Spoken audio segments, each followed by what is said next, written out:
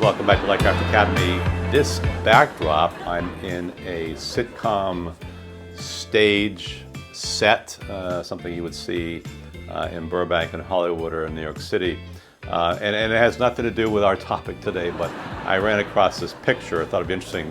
What if you could produce a virtual production scene in an actual set or replica of an actual set? If you ever watched a live taping of these sitcoms, it's interesting. You're in a large audience, a large soundstage with an audience that spans the width of the soundstage. And within that width, you might have three different boxy sets: a living room, a kitchen, and maybe a garage, depending on the show. So this would be the living room set, or a virtual AI reproduction.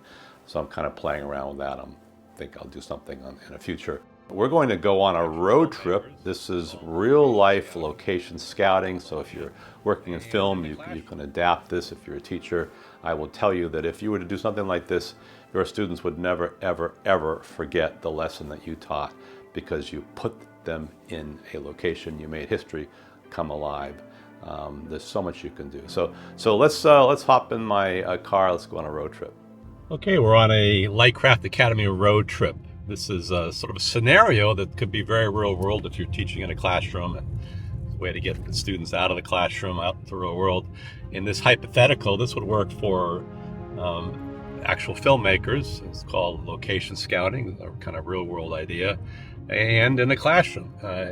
Trying to find this place called Leo Creel Ranch. This is in Carlsbad, California, a town where I spent a lot of time. Leo Creel was a very famous actor in the mid-1900s. He moved here, built a ranch. Now the ranch has become a historical park.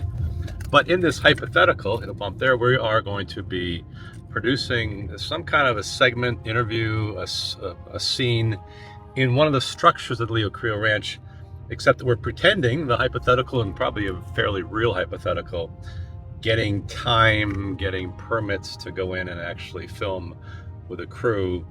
Even a student crew would be a challenge.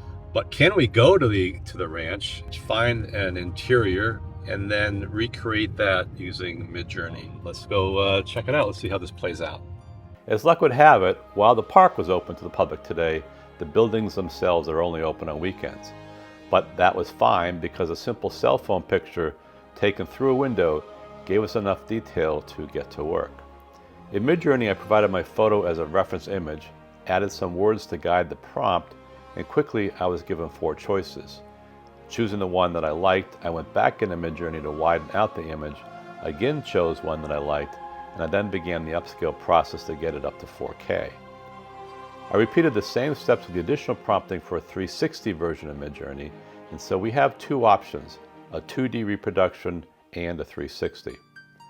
It's important to note that I was not chasing an exact duplicate of my reference photo, but I was searching for a similar design that captured the spirit of the Adobe room that Leo Creel designed so many decades before. And I wrapped up the set design by creating a version with a little depth of field for cinematic good measure. And we are back, and I need a prop for this set. Here we are in a replica of Leo Creel's home. This kind of fits the ambiance, and of course he was a cowboy, so the cowboy hat works. Just a really kind of an interesting example, something you can have a lot of fun with. Again, it's bringing history alive. Just one way to use virtual production in a classroom setting. If you are a filmmaker, hopefully, well, you get it already because this is what you do for a living, but finding locations and using Midjourney to recreate either this 360 version or a 2D version is just really, really powerful. Again, you are, in the case of teaching history, you are bringing history alive. And as I said earlier, kids will never forget that lesson. They will forever remember what we did, because you got them out of their seats, you got them reliving history.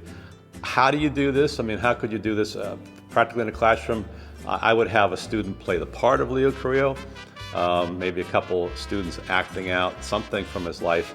What I do, which is easy to execute, is the press conference game, where 1 or 2 students would take turns playing a character in the book we're reading, or something historical, and the rest of the class would pepper them with questions. And here's a chance where you can teach kids not to ask yes or no questions, but ask deeper questions.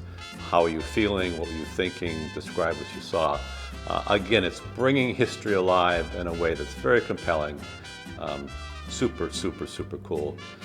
Please subscribe. I'll be back. I'm headed now to Wales, so I'm going to get on a plane flying about 6,000 miles. Next time, our next episode will be probably something to do with castles over in Wales. Looking forward to 6 weeks over there doing some incredible virtual production. Thank you so much. Please subscribe, and we'll see you in a bit. Take care.